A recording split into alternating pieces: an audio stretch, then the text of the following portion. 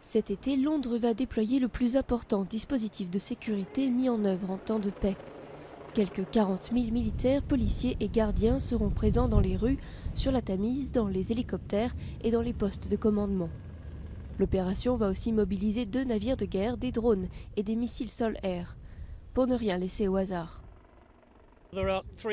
Pour ces jeux, il y a 3 types de risques auxquels nous nous préparons.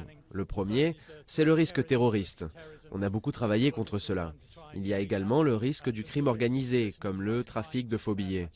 Le troisième risque, ce sont les mouvements de protestation. Certaines personnes pourraient utiliser l'occasion offerte par les Jeux Olympiques pour faire entendre leur voix, à travers les médias par exemple. 3 types de risques auxquels la police londonienne a été confrontée récemment. Les attentats terroristes de juillet 2005 avaient fait 52 morts dans les transports en commun. En août dernier, 3 jours d'émeutes ont perturbé l'activité du pays, des matchs de football ont été annulés et l'image de la capitale écornée.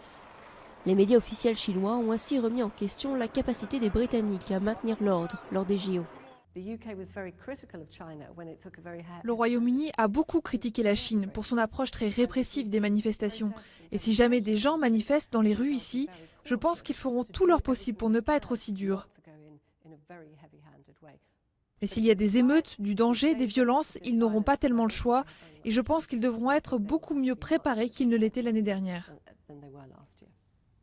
En décembre dernier, le budget sécurité des Jeux a doublé pour un coût total de 665 millions d'euros. Les forces de l'ordre, les caméras de vidéosurveillance et les contrôles de sécurité seront déployés en nombre sur les sites olympiques et dans la ville, au risque de rendre le dispositif plus étouffant que rassurant.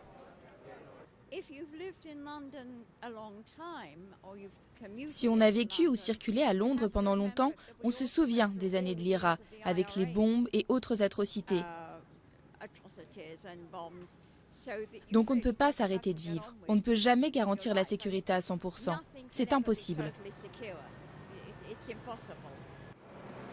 Mais la police estime que la menace d'attaque venant d'Al-Qaïda ou de républicains dissidents irlandais est réelle et sérieuse et ne compte pas baisser la garde.